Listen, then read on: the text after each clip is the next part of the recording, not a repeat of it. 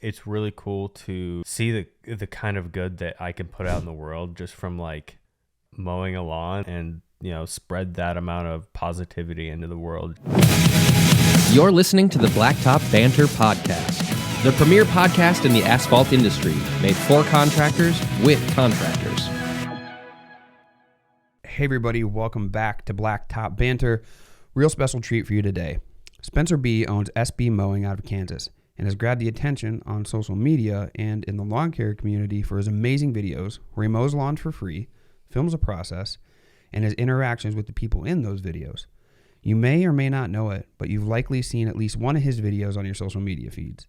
Fox News did an article on him and these videos in May that helped boost the attention of this sensation, and I had the pleasure of meeting Spencer in Louisville at Equip Expo this last October, and somehow convinced him to come on BB to share his experiences and insights with the asphalt world. Thanks, Spencer, for joining us today, man. Thanks for having me. I'm really happy to be here. It's been a few months since we got to talk, but For sure. Yeah, we got this scheduled up. I've been looking forward to it. Hey, man, I appreciate it. I'm one of those guys that are like, hey, here's an opportunity. Maybe there's a connection, and maybe we can make it work. So I really enjoyed it because Blacktop Banter is built off of social media, right? And you always, I don't know, it takes a lot for me to click the follow button, right? Like it takes a lot.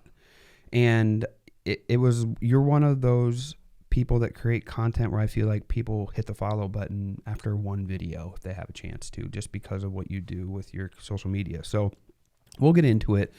But first, there's always these avenues and streams that people create content with. With us, it's Blacktop, which seems pretty lame, to be honest with you. We drive on it. There's some heavy equipment and stuff, but that's pretty much it. But it's how this was created. And with you, it was lawn care. So how did you get into that to begin with? How did it become Spencer's Cutting Lawns first? Yeah, I started way back in my day, at least, when I was actually 11 years old. I always had a drive as a kid just to get out there and, make a little bit of money and just do what I could. And there was never a good way, just like odd jobs every now and again. And my buddy and I just decided, hey, we need to start knocking on some doors and seeing if we can mow some lawns. Like, we're mowing our parents' lawn as a chore. Let's go make some money doing it.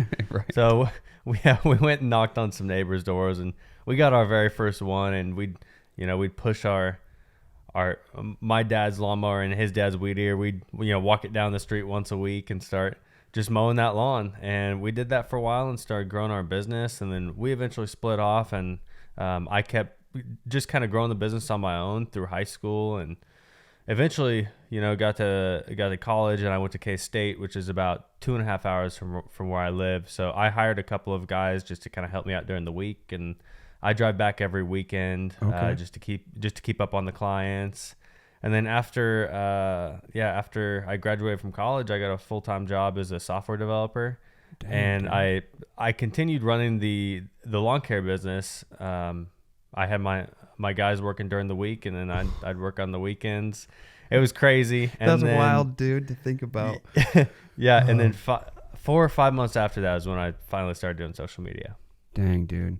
So what about the software development side? Did you just like, hey, I'm going to put this on hold for a while, or what did you do? Yeah, I love it. It's what I went to school for. I'm a super techie guy. I always have been. I've always, built my gaming computer up the best I could, and For sure. just done a bunch of techie stuff my whole life. And so I really loved what I did, but it just, owning my lawn care business basically, half my life at that point, and just doing things on my own, I just had that itch to be an entrepreneur and just to do something on my own. And so, I loved the company I was working for, and I loved the guy who owned it and ran it, but it just wasn't for me. So like, I just had to do something on my own. I just had that entrepreneurial itch, Dang, dude. Yeah, it's crazy, right? Like there's guys I know. So we have guys in our industry, right, where they're like, hey, I retired early. I just couldn't take it anymore. And I've always wanted to work outside. And it's like, oh, okay. So then like they'll be like, you know, how can you help me get into seal coating and asphalt maintenance or line striping or whatever? And then there's guys where like they have a really similar story that are in our industry. One of my good friends, Jerry, is like, he was highly successful in the cell phone world, like corporate cell phone world. Mm-hmm. And he's like, yeah, I did it. And in 6 months I was like the man. And then I realized I didn't want to do that anymore. Like I wanted to do this. And this is what like my family had done. And that's what I wanted to do. And it's like, oh, cool. So it's really neat to hear those types of stories where people, you know, they go the traditional route and then they're like, yeah, but I had this thing that made me just want to do this. So I chased it. I did it. And I, you know, in your situation, if you wouldn't have, and then you wouldn't have created content, and then we wouldn't have seen SB Mowing all over our feeds with millions and millions and millions of views. So what do you think it is? I kind of put it in the introduction, what like your viral clips are, or what you've garnered the most attention for. And I kind of feel like it's a double-edged sword because your clips will grab attention, but only for that thing sometimes. And then I struggle with like, yeah, but I'm here too. Like there, you know, we do this, we do that. And they're like, yeah, that's cool, Marvin. Just tell the stories. Like we just want you to tell the stories. Right. And it's like, oh, okay. So what do you think it is that made your videos go viral? Because, we've seen a lot of people cut lawns, bro. I'm going to be honest with you. If you pay attention to the green industry, you and I could go down a list of our friends. We watch them do it for years, and then you come along and these things go viral. So what do you think it is? Yeah, so there's, you know, a lot of other people that do the same thing that I do. There's other people that, you know, are in different aspects of lawn care, and I really wanted to be different. When I first started out, I kind of created videos on what I like to watch on YouTube. Like I would literally watch YouTube every single night for hours at a time. It was insane. And so I kind of knew what I like to watch. So I really spent a lot of time formulating my videos and just like having it in my head how I would like to watch it as a viewer. And as a viewer of completely different content. Like I would watch the lawn care content, but I didn't want to be anything like that stuff. Oh. And so I just wanted kind of my own difference. And so like my first video that I did, you know, went viral on TikTok, and the second video I did went super viral on YouTube. Yeah. And so that's when I was like, okay, this is really cool. Let's start refining this. And so just, you know, time in front of the camera, time spent editing. I just really, and just the more videos that you upload, you start to get a feel for what people like and like what people want to see. And, you know, if you watch my videos in the first second, in the first 2 seconds, you know, something's going to catch them. Like whether that's me like knocking on some random door, or it's some homeowner saying like immediately, wow, I can't believe how crazy this looks. Like it didn't look anything like this before. You know, my videos are always starting with that hook. Yeah. And then right after that hook happens, I get into my storytelling, which I've been working on, and I just try to tell a really good story, and I try to make it entertaining, and I try to really get people just feel like they're involved in the story as well, like they're part of it. You do a good job. You do a good job, man. I mean, when I watch your videos, I watch them all the way to the end. Right. And like, thank you. That's what I try to do.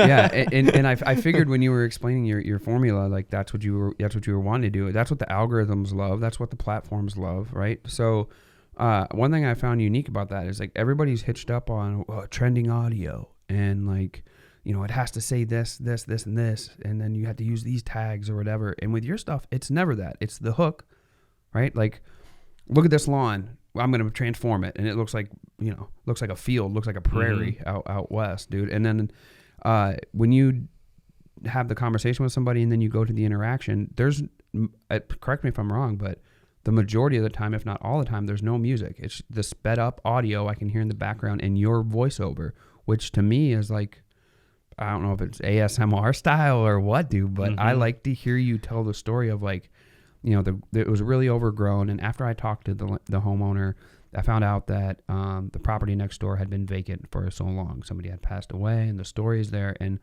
I watch all the way to the end because I want to know how the story ends, right? And I get to see a great finished result. Every story is super unique and honestly just really interesting just to kind of hear, someone's personal story or just hear, a house that has been mowed for a couple of years, like why the heck it's like that. But it's funny that you mentioned like the music and the tags. Like right when I first got started, and I think this is what everybody does when they first get started with social media. They're all about like they get into that analysis paralysis. Like, oh, this video went viral. It's because I had these 2 tags. I need to put those on every single one of my videos. And to be honest, like after doing this for 2 years, like I feel like I've put my 10,000 hours in on social media now, and I've become an expert on it. And so if I were to start a channel right now, brand new, I wouldn't. I don't care about music anymore. I don't care about tags. Just for my tags right now, I copy and paste the exact same tags for every single video. We do so too. like Same thing. When people come and ask me, hey, what do I do, to get past this starting phase? Get past your analysis paralysis on all the little things and focus on making good videos. If you put your time into making a really good video and to figuring out what people want to watch and getting that hook, like getting people into your video and then figuring out how to keep them there. That's what's going to get you views. That's what's going to get the algorithm to realize, hey, people are liking this guy's video. Let's shoot it out because more people want to see it. Yeah. And that's really how you stuff. get a viral video. That's how you get a viral video. People, yeah, the algorithm shoots it out. One byproduct of yours is, as I mentioned in the thing, a lot of times you're doing these for free, right? And people love that goodwill that you do, right? And they want to share that. So one thing I noticed about your videos is they're shared a lot. Like the people who watch them share them, right? Everyone loves to share. On social media, we see people share inspirational quotes, motivational things, inspirational stories, and just goodwill stuff. And that's what yours is. And I applaud you on that because we live in this world where people take the shortcut to get notoriety or to try to get notoriety on Instagram or TikTok or wherever. And a lot of times it's not positive things that go that route, right? To get that attention. So congratulations on being able to do that. Do you have a favorite video of yours? Oh man. Honestly, probably some of my first ones that I did. There was this one where this was probably like within the first 10, lawns that I did for free for people. Okay. And I went and knocked on this lady's door, and her lawn was getting crazy. It was crazy overgrown.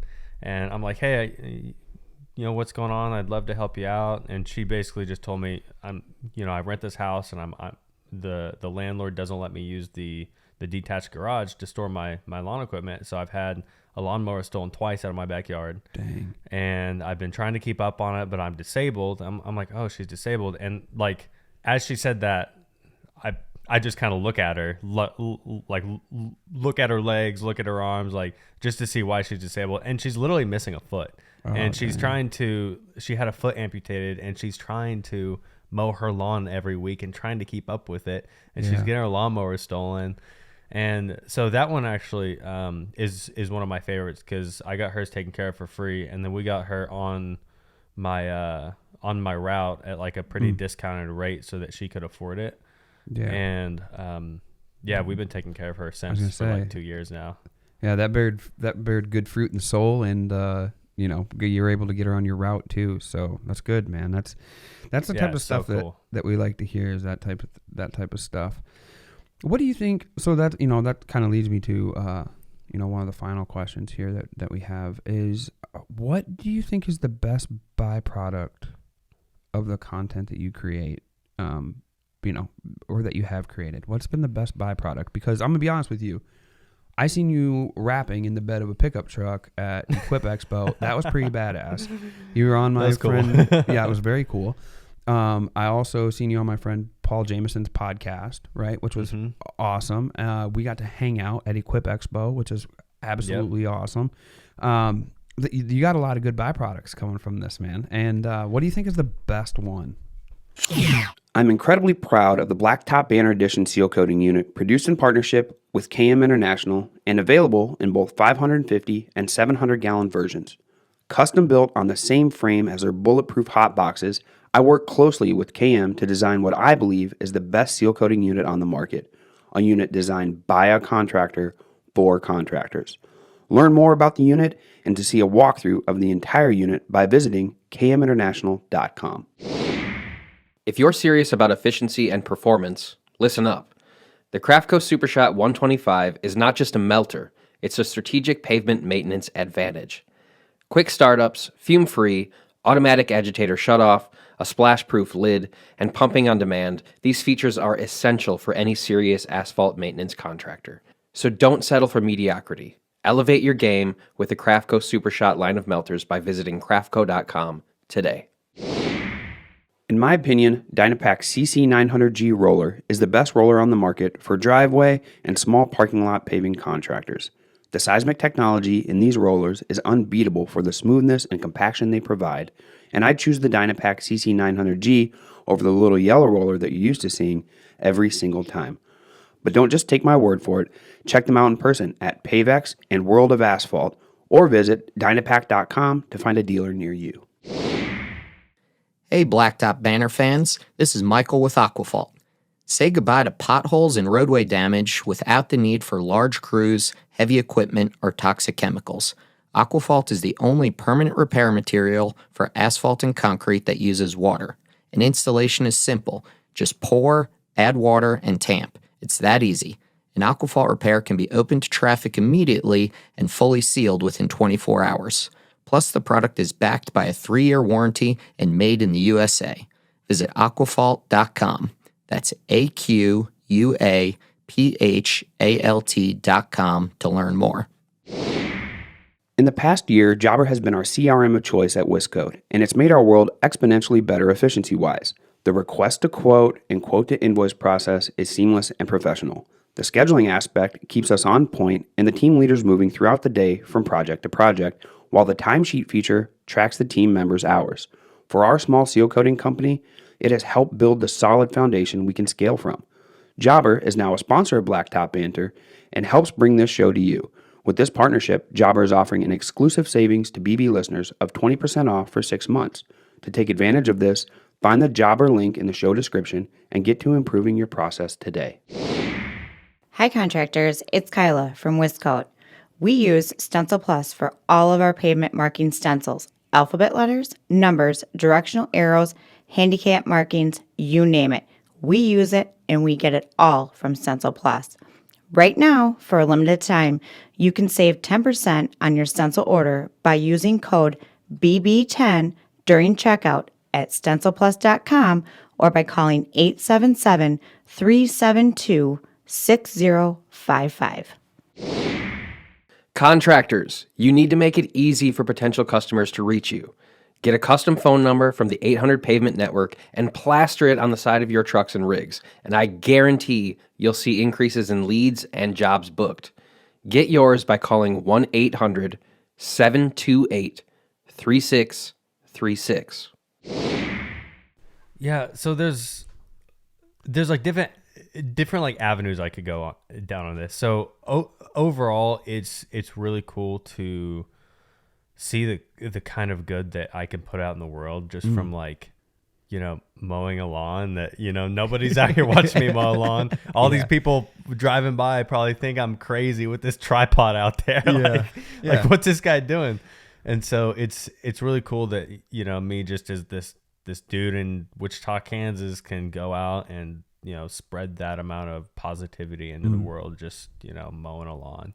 Yeah. So overall, that's, so freaking cool to be able to do. And I'm really blessed to be able to do that. Like 2 years ago, I never thought I'd be doing this ever. Yeah. Like, it's crazy. But personally, like something like really cool that happened was a lot of the Kansas City Chiefs players are fans of my work. Okay. And Harrison Butker, the kicker on the Chiefs, get out. This was like a month ago. He invited us to the Eagles game and he sent us tickets and stuff. Dang. And he was going to give us a grant. and we gave that to I'm part of a barbershop chorus. We're a nonprofit chorus here in Wichita, and so I gave that to them. So they got a $10,000 grant, and he brought us and he gave us club level seats. Dang, and dude. We got to go down and meet a bunch of the players afterwards, and it was so cool. And like I've been a Chiefs fan my entire life. So and they gave me a custom SB Mowing jersey. Oh dang, dude. And he signed it and everything, and I've got it framed up on my wall downstairs. That's what I was gonna say, dude. You better frame that bad boy up and hang it up on the wall. It's all framed. Crazy, dude. What a crazy story. I always ask for one piece of advice. Excuse me, when we get near the end, and you already kind of hit it a little bit. Most of the time, whatever someone's on the podcast or whatever they're coming on for, we ask for a piece of advice, and most of the time it's in like the area that they've been an expert in. And for you, we think about mowing, right? But we also, in our world, think, at least in my direct vicinity, you're probably the most successful content creator that I know personally. That's in a trade or in a service. So what can people do to make their content pop and be as successful as it can be, or at least get them trending in the right direction of having successful content? Yeah, I think the first step is just learning, like spending a lot of time with learning and like watching others and just kind of analyzing, what are these 20 other creators doing that I watch? What are they doing to be successful? Mm-hmm. And just kind of analyzing that and trying to apply it, like creating your own different style. Like if you do something the same as somebody else, like the exact same, they're going to watch the other person. It's like like buying like Oreos versus like buying great value brand Oreos. Like people like the Oreos a lot more. Yeah, so, dude, every time. There's something completely different about those ones. Like I want the Oreos only, or I don't want them. Right. Yeah. So definitely spend time learning and creating your own unique style. And then also when you're creating content, don't do it quick. Like take your time. I've told this to a lot of different people before, but the videos that go super viral for me, I probably spent like the ones that I can think of right now, I'm spending 30 to 40 hours on that video with, shooting, editing, like figuring out a thumbnail, like every little thing, like voiceovers, everything. And, the ones that don't do very well for me, I'll go out and knock out real quick and run home and edit it real quick and spend, 8 to 10 hours. Cause I'm like, I don't feel like doing a really hard job today. I don't feel like being out 10 hours today and 10 hours tomorrow filming content. And so I'll go do one that takes me 4 or 5 hours. And then, it doesn't do well. And I think YouTube's algorithm is smart enough to know, like, the harder you work on a video and the more well put together a video is, it's going to realize it. Or any algorithm, TikTok, YouTube, Facebook, it's going to realize it and it's going to put it out more. Like these algorithms are next level. Like I've heard of people or women that start getting ads because of what their phone hears from them. And they start getting ads for like baby items, and they don't even know that they're pregnant, but the algorithm does. Dang, get out, dude. That's scary stuff. That's way too scary. But it's gonna happen. AI is gonna know. Like they're gonna start to know here what's coming on with it. But that's great advice, dude. I mean, that's you can get caught into the idea that something is better than nothing, right? Mm-hmm. But sometimes something is deflating compared to if it was done really, really well, right? I mean, we see that a lot. There's been a lot of guys. Thankfully, I was kind of part of the green industry social media community, but not actually ever super invested and involved. But for a long time there were like hundreds of young men coming there creating content, and like it didn't really go anywhere or do anything. And you could just see the deflation, right? And it's like, you don't have to create content. You can just be part of the community. Like you don't have to make successful content to be part of the community and feel like no, you don't. And like, that's kind of where that started to change, and now we go and we meet people and hang out and get to see them all, which I love running into anybody who comes up and is like, Marvin, hey man, it's good. It's great to see you. I watch your stuff, do whatever. And I love that stuff because to me, we're skipping the icebreaker part and we're getting into where they know Eli, they've seen him around. And then a lot of times if they've connected in any regard, I can have a connection to them and can connect to them. So I think that's great advice too, is like, dude, take your time with it. You don't got to be in a hurry just to have something out there, And taking a unique perspective like you did made all the difference, right? Otherwise you would have just created more lawn care content that you wouldn't have had a Bucker jersey on your wall. I can tell you that much. Nope. If you were just showing stripes, right? So that makes a big difference. Spencer, where can we find you online and social media and that type of stuff? Any social media platform, just look up SB Mowing, or I've got a second channel called SB Pressure Washing where I go clean dirty driveways for free for people. So yeah, same cool, concept, different trade. I like it. And any upcoming events or anything? Are we going to roundabout back into Equip next year, or do you have anything coming up over the winter months? Nothing over the winter. I do have one thing before Equip next year. I think it's in September next year. It's called YouTube Creator Summit. Oh yeah. And sure. So yeah, Paul Jameson from the Green Industry Podcast went to it this last year, and I guess whenever he would go up and tell people that he did lawn care, they're all like, "Oh, like SB Mowing? Do you know SB Mowing?" Yeah, and dude. so That'd be fun.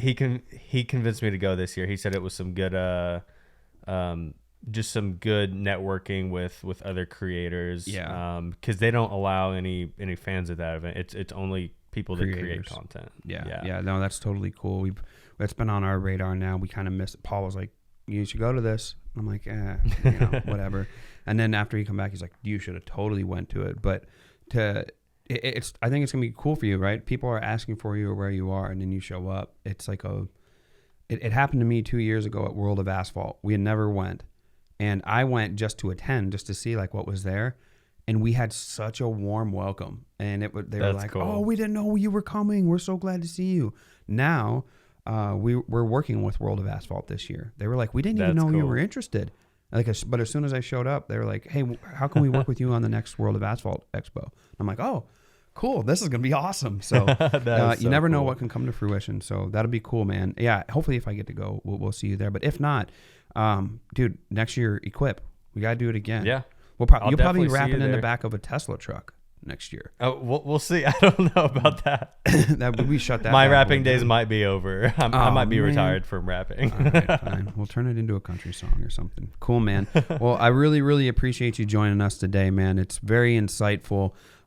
Super happy to see you succeed doing something so positive and so well. Only good things are going to come from that for sure. And that aligns with us here at Blacktop Banter as well. Everything we do is in goodwill. So thank you so much, Spencer, for joining us today. Thank you for having me. I appreciate it. Yeah, no worries. Well, as we were talking about in the podcast, community is a big thing. And here at Blacktop Banter, we have the Blacktop Banter Success Group, which is a community of contractors. We have about 30 or so guys in there right now, all from starting out to 8-figure successful contractors in there. And it's a community group. We support each other. We do 3 calls a month. We have a 24/7 chat group. There's exclusive vendor discounts to get discounts on merchandise and materials and things within our industry. We would love to see you there. You go to blacktopbanner.com/BBSG. You'll find it there, or you just go to blacktopbanner.com and use the drop-down menu. While you're there, when you get the Blacktop Banner website at blacktopbanner.com, you'll be prompted to sign up for our newsletter. We would love to have you sign up for that. It is filled with articles by contractors for contractors and some info from some of our greatest sponsors that we've had here with some insights into what they have going on too. So be sure to sign up for that while you're there. As always, we support Mission Impact in Guatemala. They put stoves in people's houses. They provide clean water. They provide wheelchairs to people who can't afford wheelchairs there in Guatemala. You can go to missionimpact.com to learn more about what they do. And, or you can DM me. I would love to tell you about Mission Impact and what our work that we do there. And that's where we go, man. You can find us on social media, Blacktop Banter. interact with us, DM with us. We would love to talk to you. As for myself and Spencer B., this is Blacktop Banter, where we speak asphalt. Peace. Hey everybody, Marvin here from Blacktop Banter, and if you enjoy the podcast and what we've been bringing to the industry, you can support us through a one-time or recurring donation at blacktopbanter.com. There we have a support tab. You click that and choose your path from there. If you listen on Apple Podcasts or Spotify, please do us a favor and leave a review there for us as well. As always, we speak asphalt, and thanks for your support. This episode of Blacktop Banter is brought to you by Craftco, the world's leading manufacturer of packaged pavement preservation materials and equipment for the asphalt industry. Learn more at craftco.com.